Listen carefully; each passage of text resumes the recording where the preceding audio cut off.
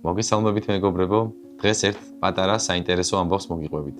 იცოდით რომ დათა თუთაშხიაში მთავარი როლები სხვანაირად უნდა გადანაწილებულიყო. სინამდვილეში რეჟისორს დათას როლზე თავიდანვე ოთარ მეღვინეც უხუცესი უნდოდა, თუმცა საბჭოთა კომისია ამის კატეგორიული წინააღმდეგი იყო. ჩინოვნიკებს მიაჩნდათ, რომ მსახიობს ზედმეტად ევროპული გარეგნობა ჰქონდა და კავკასიელი აბრაგის ტიპაჟს საერთოდ არ შეესაბამებოდა. იმის შიშით, რომ მეღვინეთ უხუცესი საბოლოოდ არ დაებლოკათ, რეჟისორი ალტერნატიულ ვარიანტად თენგიზ არჩვაძეს განიხილავდა. წარმოგიდგენია, თენგიზ არჩვაძეს უნდა ეთამაშა დათა თუთაშხია. საბოლოოდ რეჟისორმა თავისი გაიტანა და ოთარი დაამტკიცეს, ხოლო თენგიზ არჩვაძეს გენიალური მუშნიზარანდიას როლი შეხვდა.